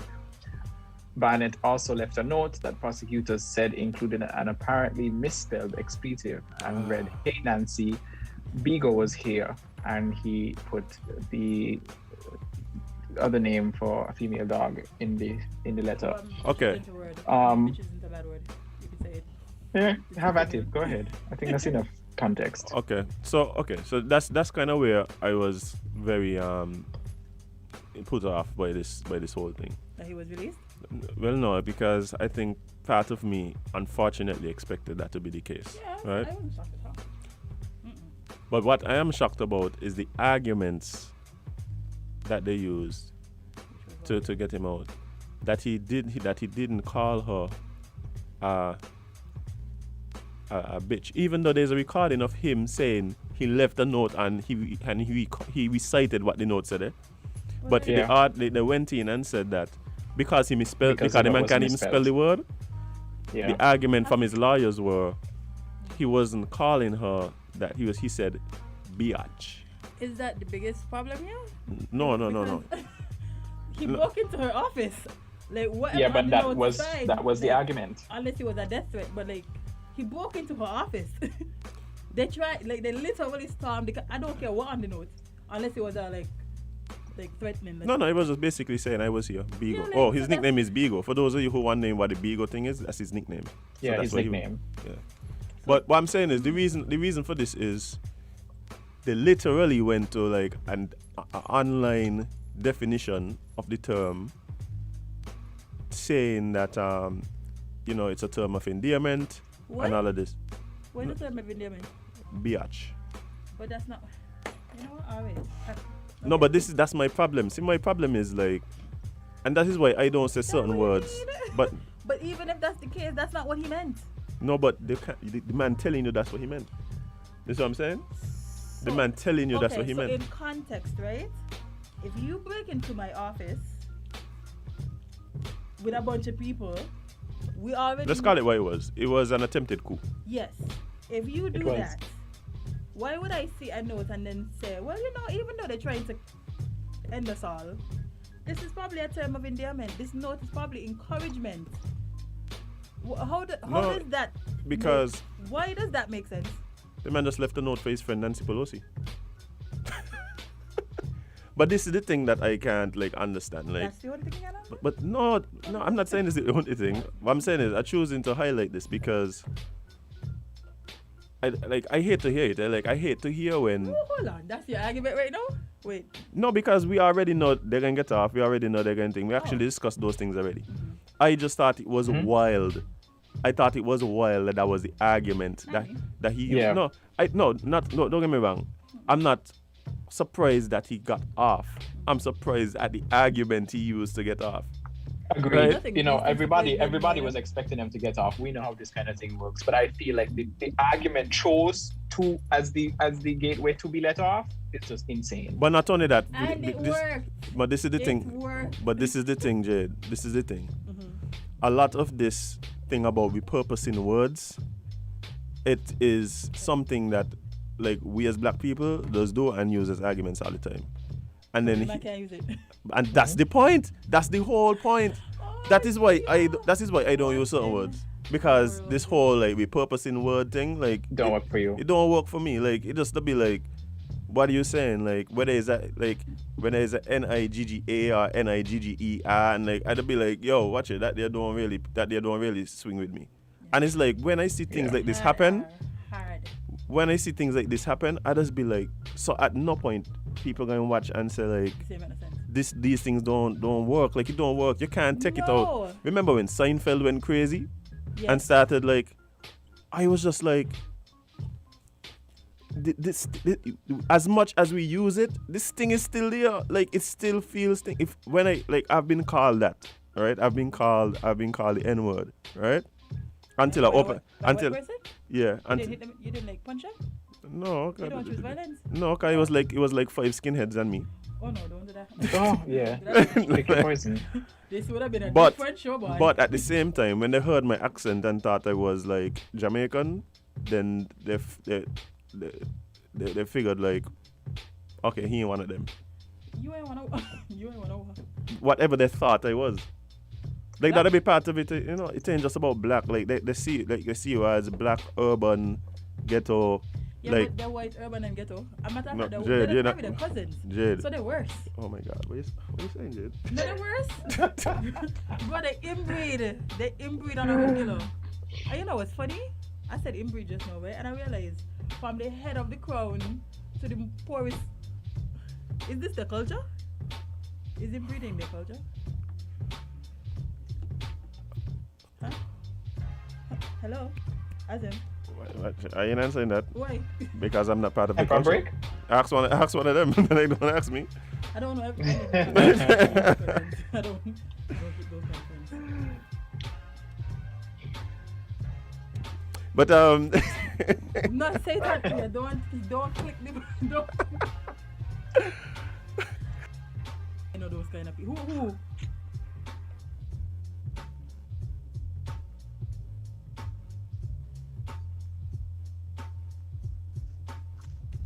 Watch, come on. Like, come on. Like we've seen the arguments. Yikes. But no, I was really curious to hear from you guys, like in terms of, do you believe that this thing that we do, in terms of trying to repurpose our words and then forbid people from using the same arguments, do you think that is We could weird? Do it, you can't do it. Why? Because this word didn't hurt you. This word wasn't offensive to you. No, but you've said that we've now taken this thing out of it. For us, not for you. But that's not how language works. We don't care. And that's the problem. The problem is that we just like to say things and it sound good, and because really and truly what we're doing is just no, but we're going based on our want. So we want to be able to do it. Right, but that's what I'm saying. That's not how things work. Okay. And we seen it. No, but we've seen it. That's what I'm saying. Like, how many times are we going to be the people that just constantly want to do what we want to do and then say we don't care, and somehow ignore all the repercussions of the actions that we're taking? Until it stops working for us. It's already not working. They're using it to get off of an attempted coup based on their white privilege. It is working, okay? Like at some, like I just, these arguments just don't make no sense to me. Like, just don't make no sense. And I cringe. Like when I hear like personally, I don't use the word like referring to no woman answer, right? I don't think I use that, honestly. But it'll make me cringe every time. It'll make me cringe every time. Right? It'll make me cringe every time when it's used as like a greeting, like, "Hey B, what's up?" And like it does make me cringe. And like the same way it made me cringe when I heard that this is the argument that this dude is using. The argument is one that we were the ones who brought it up. So it's like you can't vex him and bring up the same argument that we created. I may vex that it worked. May vex that that's what he used. I'm not shocked at, honestly. So you're not okay? Hold on. Is it that you're not upset or you're not shocked? Because I could be upset but not shocked. Listen, we've seen these things so much that like these things don't shock. Like I felt nothing. So that's my thing, and that's the sad part for me, because I think a lot of people fall into that category where it's like these things don't really shock us. These things we don't get upset. For what? And so what happens? There will be no change. Like, what am I supposed to? So there's not going to be any change. Not only that there's not going to be any change, but right. So that's what I'm saying. Are we reserved to keeping things as they are? Like, I don't think the responsibility is on the oppressor to fix the issues of the oppressed. But when even the oppressed start going, we ain't care either, then why the oppressor? So why the oppressors care? If I cause the issue, it's my job to fix it. So why then ain't the job to fix it? I'm not saying no. You're saying it's not an issue. That's the whole point. You're literally going, I don't care anymore. For me, but there's people out there who this affects, who do care. This don't affect me. That's why I don't care. But that's the point. That's the arguments that are being made. Like, they're good with it. They're good. They use these arguments to continually perpetuate the behaviors. So when we go and say, we don't care and I mean you feel no way and whatever. Like, no, like it's supposed to make you angry, right? It's supposed to make you angry. Yeah. Like, in other words, it's just like, imagine somebody like two people in a relationship. One person is so abusive that the other person just goes, it's just what he does do, it's just how he be. You ain't gonna go and be like, okay, well, that person there should just be cool with it because nothing changing. So why we like to extrapolate? Why we like to extrapolate them kind of like things in the broader context? Because we saw custom is like, I had a thought just now when it left. But anyway, we're going to continue this discussion because it's one that we have to. It's very important But time has run down on us, and our guest is here in studio. So we'll just thank our sponsors very quickly and jump into our interview. So stay tuned to Island Tea right here on WINNMedia FM. We'll be right back.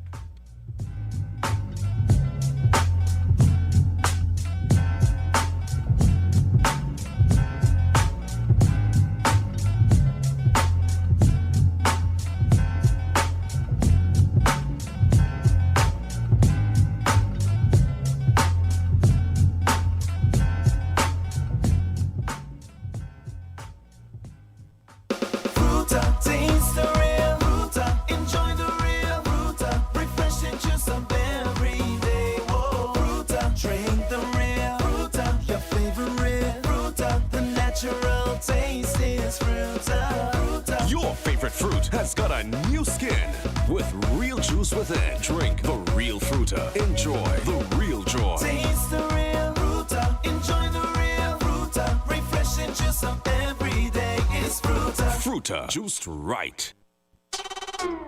You need a drink, have a Viva, Viva. You want some fun, get a Viva, Viva. Taste the flavor, have a Viva, Viva. Oh yeah. Viva is the one. Say goodbye to boring. Let me hear you sing. Got to have my Viva. Water, but so much better. Viva sparkling flavored water. Water, but better. Hey, Dad, want a race? Well, let's see who's trying to keep up with who today. Oh, because you need a head start?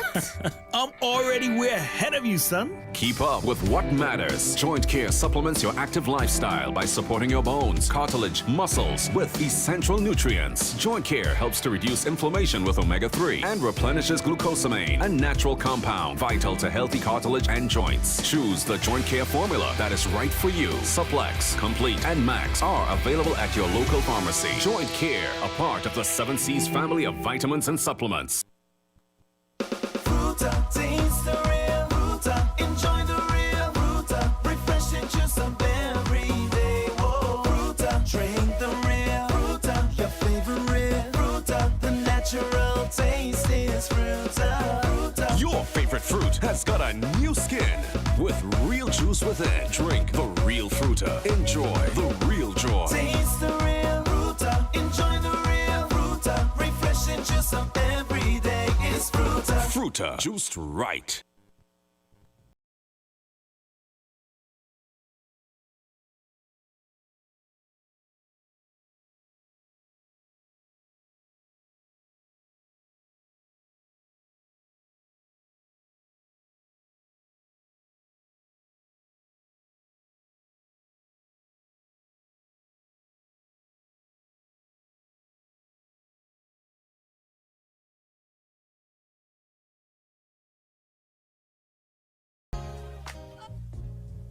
And welcome back to Island Tea right here on WINNMedia SKN. It's still Thursday, all day today apparently. Yeah, all day today can be Thursday, April 29th, and the time is now 9:35. But in studio we have a special guest with us today, the one and only man himself, Ras Stickle. What's going on, General? Mic up? Yeah, I'm good.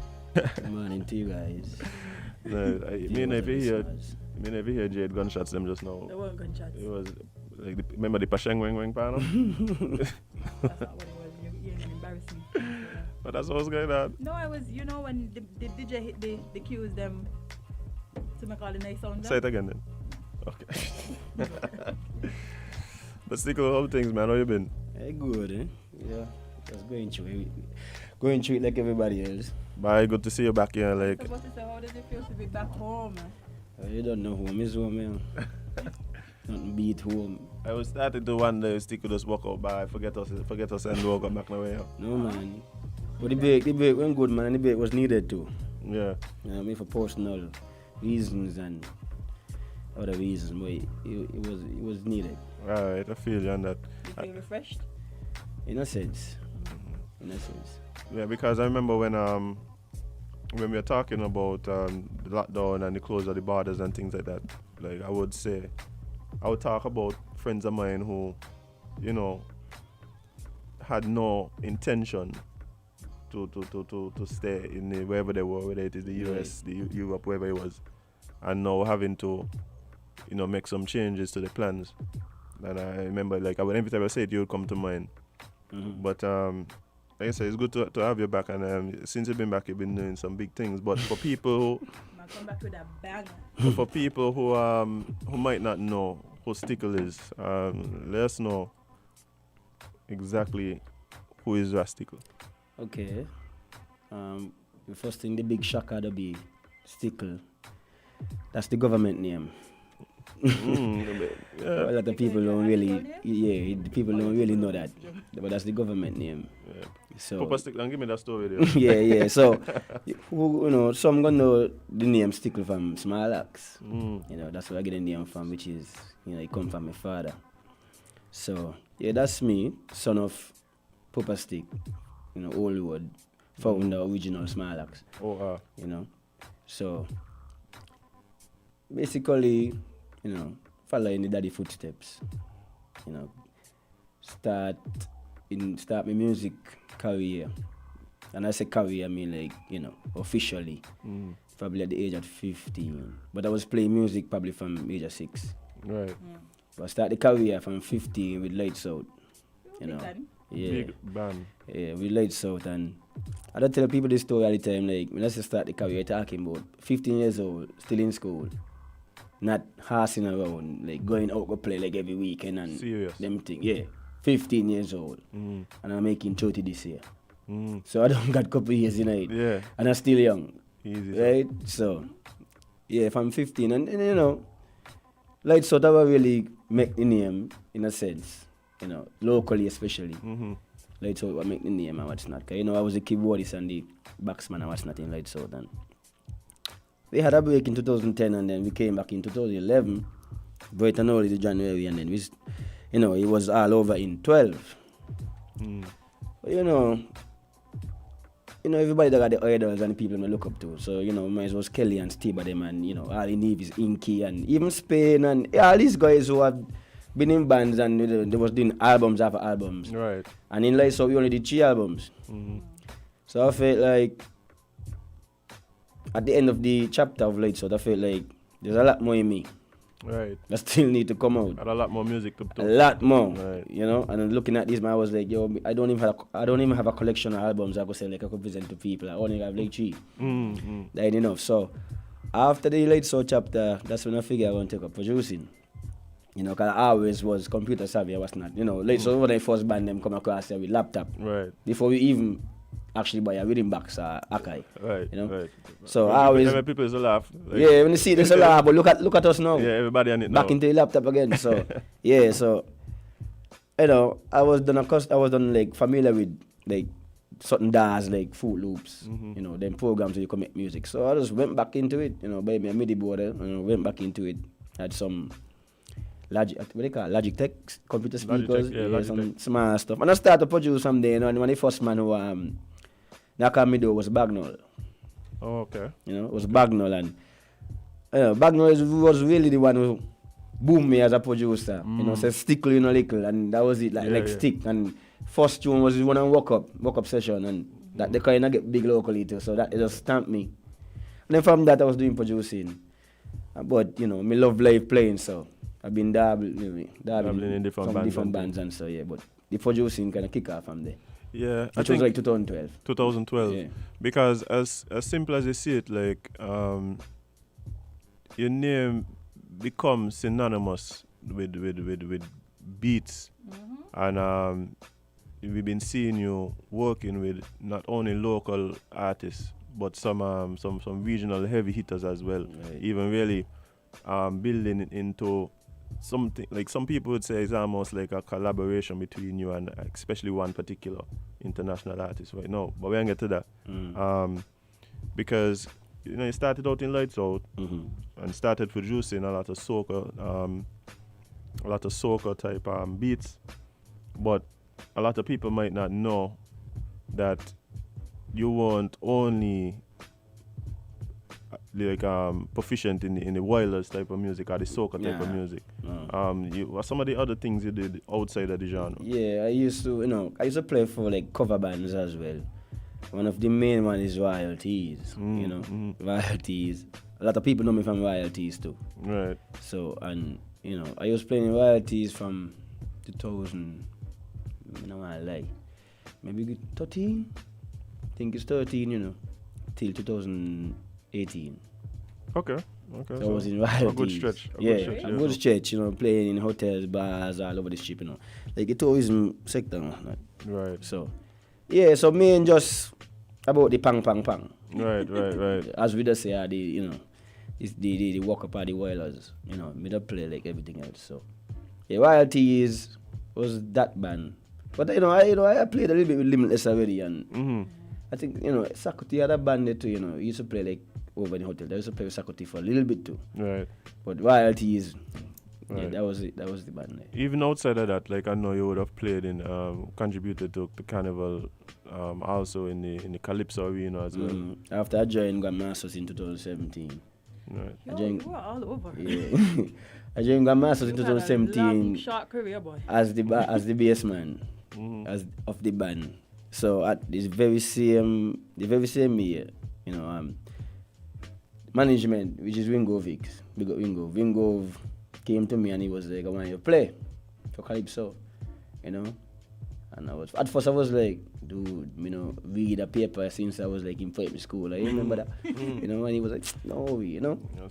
And I went and he was like, boom. Right. You know, and you know, Calypso was something I always like.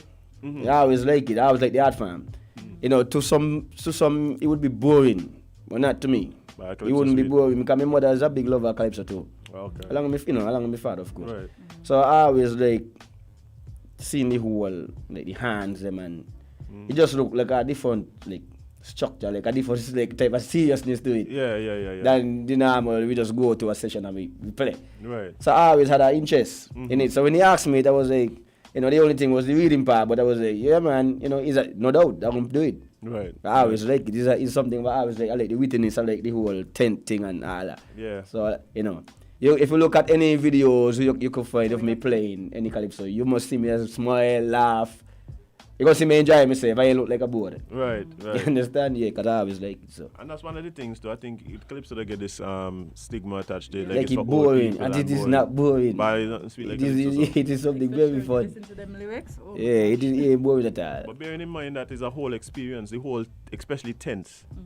Like the tent itself is a whole experience, from the host to the band, the interaction between everybody, not just the angels, even just the songs, like even just the people that come to the tent itself. And it is a lot of work. Yeah, man. Calypso is a lot of work. So if you're from the outside looking in your head now, Calypso, since I joined Grandmasters, I don't think I had a quiet carnival before the corona. I mean quiet. All of my boat there, I be practicing on them stuff. Yeah, man. I never have a boat there like to say, well, I'm going out somewhere, blah, blah, blah. It's always about that. So, yeah, he's a very, very hard working. Like, you got to work hard. Yeah. Tiring, and sometimes you be exhausted. They have a couple times I believe I'm going to quit. Yeah. But, you know, that was 4 time. Yeah. So phase, maybe 2 hours phase, and you'll be like, yeah, you love it, you know, that I'm telling you. Yeah. Well, I know he loves music because we've heard some things coming out of his camp, like, for instance, the Stickle drum rhythm, like, bro, that was. That in itself is something that I think as long as you live. He goes, yeah, that's it. There. Is that something that you've been trying to tap? Because I'm pretty. No. Sure. No, you don't think? No. Ever since the very first time I build the beat, I never say, well, I'm gonna come back and tap it. Well, even after seeing. Because I'll be honest with you guys. Sometimes I'll be telling people close to me this all the time. Sometimes I feel like people got me on a standard I don't see myself. Right? Because I never yet sit down and plan nothing in my career. Be like, oh, I have a big rhythm. I want this big hit. I want this big. No, I just doing this because I love it. You know, so. The inspiration hit, you put it down. Yeah, and I just do it, and then if it bust, it bust. You know. But so, were you surprised that one? Yeah, I know you would have touched locally. But you didn't when the impact it would have had. Yeah, I know you would have touched locally because it happened so it's a mystic way that I was in New York at the time, 2015, and fans they messaged me and he was like, but how come Yeah, no, they just saw. He was like, how come we ain't doing no rhythms for soca? King like winch them home and is that a dance also, but how come none I ever think about no soca rhythms? Mm-hmm. Seeing that I don't kind of make him name in the producing thing, so he messaged me and then at the same time, maybe like a 2-3 days after, winch hit me up. So he would like to do one. I said, well, I'm in New York, so let me sleep on it that much night. And when I came home from New York, I actually was watching a Jamil interview on stage. And it always amazed me how them Jamaicans just turn from this to them, from one hit. And be like, from this life, and you ain't got nothing to like, you got it now, from one hit, traveling all over the place, making money. So that kind of gave me an inspiration. And I get up and I was like, dude, go find one of the weirdest something in your library and make a beat. Make something with just no sound. So I look for the weird sound and it was a pong, pong, pong, pong, pong. I look for it and I said, okay. And like from the time I program that, from the time I hear the sound, that's the first thing come up me head pan the fingers. Pong, pong, pong, pong, pong, pong, pong. I stick with it. One of the easiest beat I ever built in my life. Because everything just had to flow like nothing. Kang, everything started to come in my head. But I had a little issue with it at first. With the you see the part about we didn't just sing about can't wait, them cards. I had some different cards. I remember. And I did call Bailey. I did message Bailey. I said, yo Bailey, I got a beat away, but something not so right with it, And I sent him and I said, give me your honest opinion about this. And he tell me, but the beat bouncy, but the part the full year. I said, alright, I gonna play some basketball and I gonna come back. And when I did come back, I just delete the part and start again and then pong pong pong pong.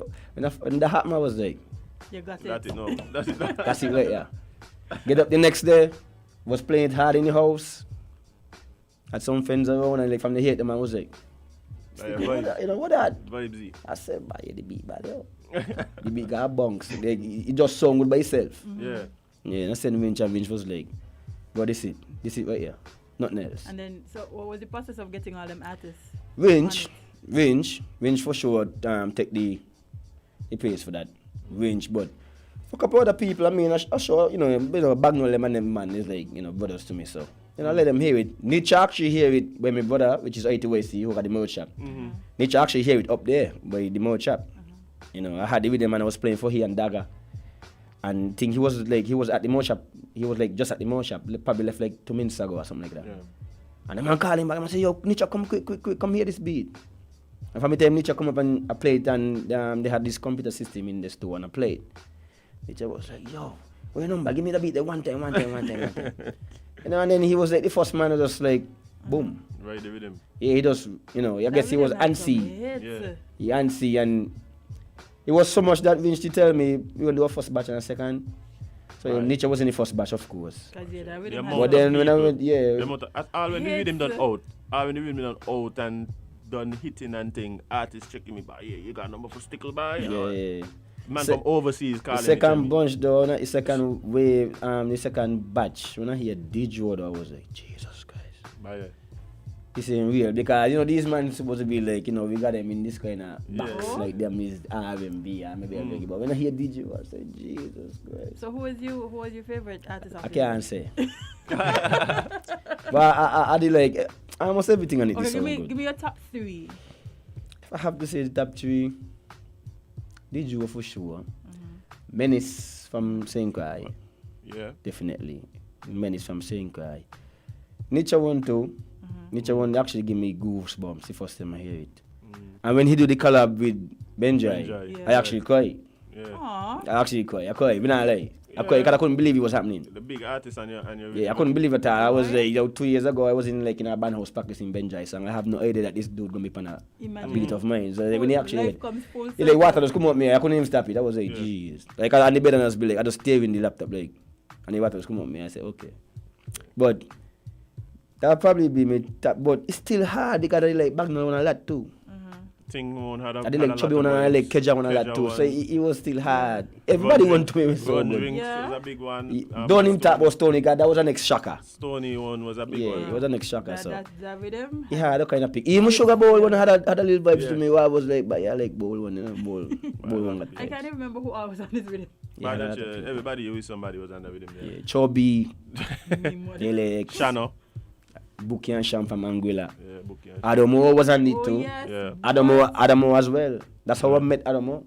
Well, that's what I was speaking about earlier when I said, like, it seemed to me like sometimes you find a producer and a artist who got some type of collaboration. Like, you think about, say,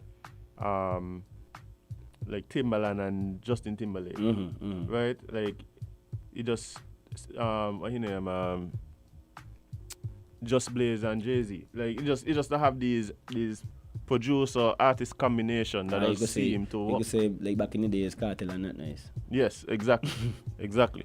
So since that Stickle drum rhythm, and you had some VI artists on it,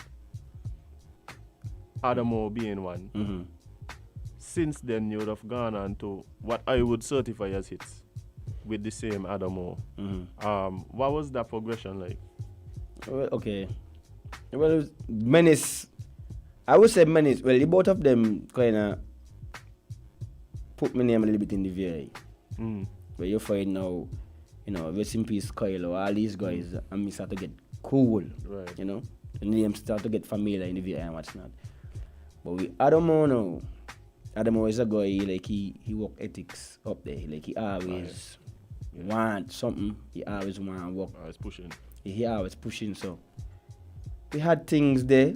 He had things. He have songs, man. Adamo do never release, you know. Never release.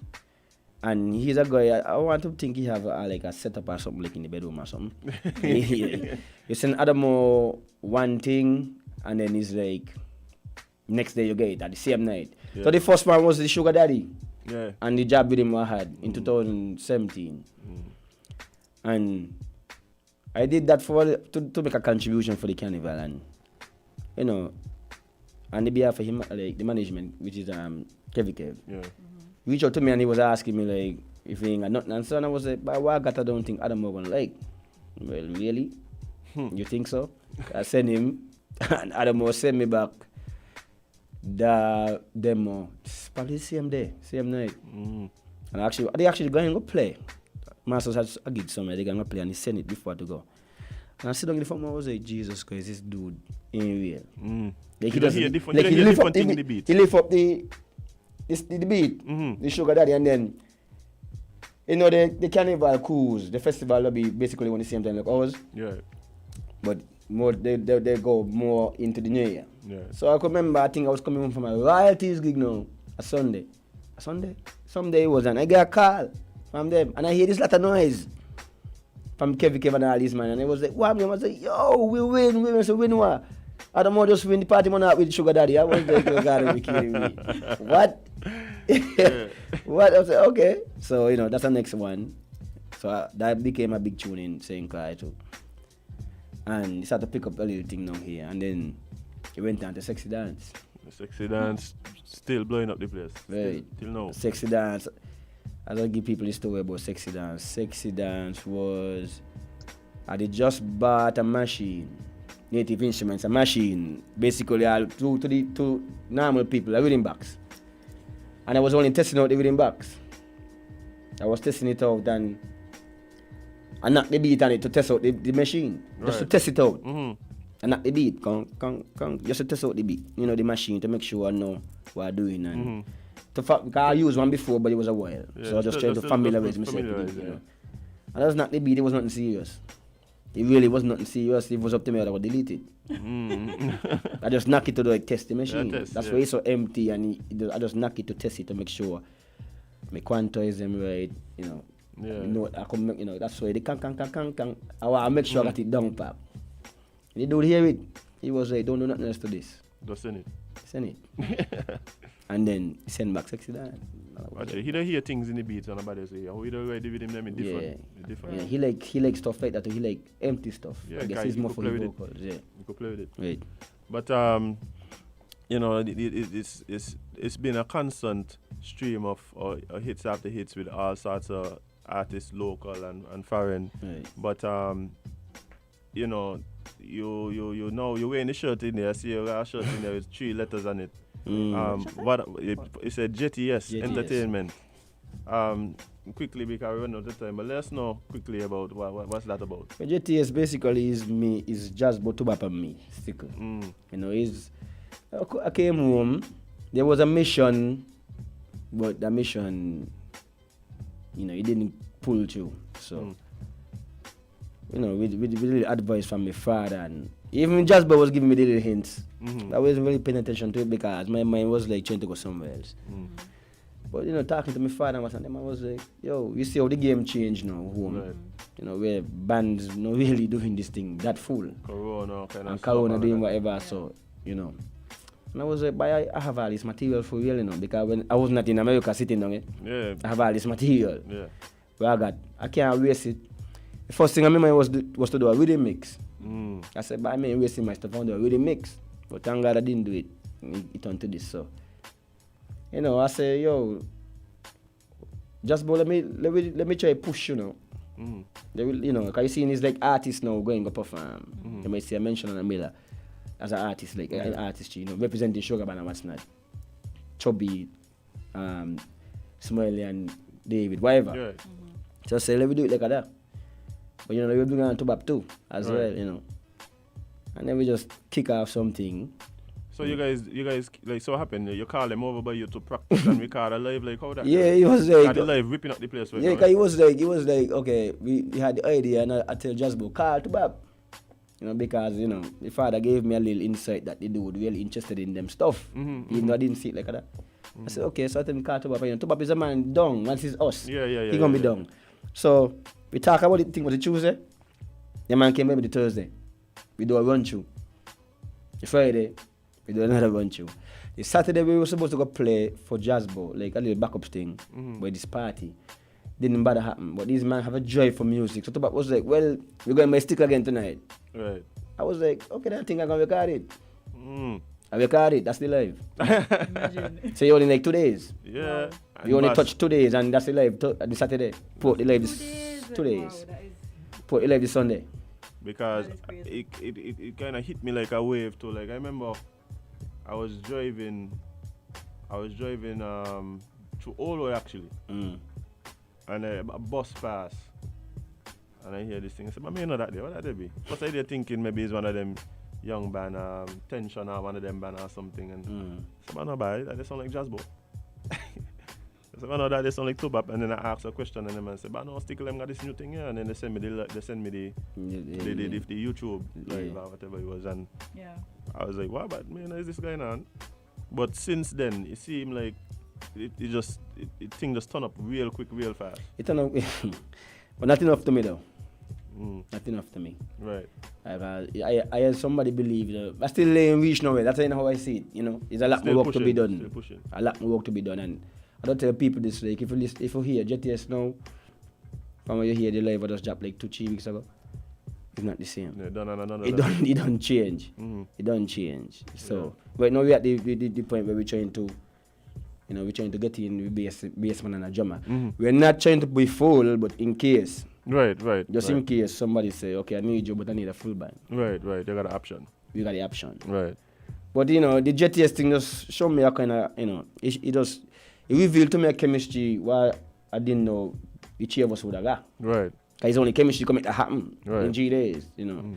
Tubap is Bugner's son, you know, that's the next founder at Smarlax. Oh, look how all of these. Yeah, I am Stickle's son. Right.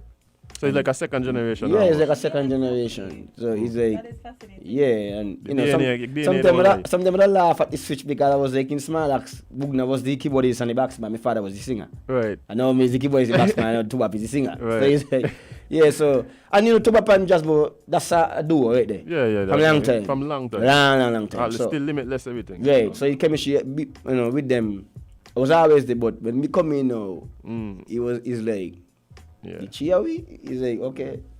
You got vibes. Okay, yeah, this is something we really got to, we can't fool around with it. Well, I think people really looking forward to more JTS, more the Pum Pum and the Rocks. No, that's what the man sharing at the bar right now. Yeah, yeah, that's a big one there. That's a big one. That's a big one. Turning up the place. Mm-hmm. But if people wanna book you guys, wanna have you guys come out and get part of what they're doing, how they get in contact with you guys? They get in contact from Jazz Bro. Let me get the number quick. I can't remember it up my head. Yeah, that's too much music in there. That's all. Yeah, I can't remember it up my head at all. So you could call Jazz Bro at 660-9807. 660-9807. Or you could even contact me. Yeah, contact me on Facebook, right. Ras Stickle, Bennett, Instagram, Right. Stickle_RSP. Even Twitter, anything. So just reach out to anybody in the band. You could even to Bab through Right. his social medias or whatever. Right. Just reach us to us, and even if you go on the live on YouTube or anything, the contact information is and right, the artwork. Right. You understand? So he ain't hard. Right. So guys, the live is still up on YouTube. If you just type in JTS Entertainment, you get a full. How long it was? The live is like almost an hour and 30 minutes. Hour and 30 minutes after 2 days. After 2 days of practice. After 2 days of practice, yeah. Bye. But Stickle, man, it's been a real pleasure, having you here with us. Sure. And I've been watching a couple times when I was out there, so. Okay. I keep in touch with everything, Friend of the show. Yeah, keep in touch with everything. I do it, sometimes I do it undercover, Yeah. That's okay. Ain't nothing, man. Ain't nothing. We got some undercover fans. Yeah. So, yeah. Well, give thanks for having me, though. Yeah, man, appreciate it. And I'm really looking forward to what's next for JTS and just for Stickle as well. What you have coming up. And no, this is just, like you say, you got higher to go. And more projects to come. So right. Really looking forward to what the future got in store for you, brother. Somebody want a corona with him or vaccine Somebody always want to with him. Since 2015, somebody always wanted with him. Right. That's how we go. But guys, it's been a fun time here on Island Tea today. Thursday. Tomorrow is what? Friday. Friday by end of the week. Because Monday just right there, so. But yeah, guys, really appreciate you guys. Monday's a holiday. Yeah, Monday's a holiday. Oh, Somebody done call me, ask me, boy, if we working Monday. We're gonna give you all a little. I replay, man. I think I replay on that. We might just play JTS live. Yeah. Whoa. As if they ain't tell you don't play it, eh? You don't know. They say what on it, Right. Yeah. Yeah, we'll figure it out. Sensitive people can't really. No, the Christian council today want to hear about sensitive the people. and the vaccine, the bars and stuff. So. Right. Of course, but if anybody want the name to put on a cocktail, contact us to do some business. Oh, see they know? Still, you would sell. Oh, I mean? You would sell. I don't drink, I make a drink that. But guys, yeah, it's been a real pleasure having you join us here today on Island Tea. Make sure like, subscribe, share, comment on Facebook, Instagram, Periscope, Twitch, anyway you. Website, we just all over. We all over. Don't cut no style. Just join.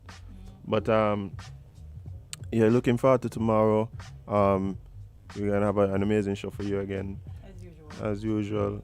But time is fast spent, so we won't hear from our No, honorary fifth. No honorary fifth today, but we will, of course. There's no way we could end the show without hearing from the Prosecco Papi himself, right?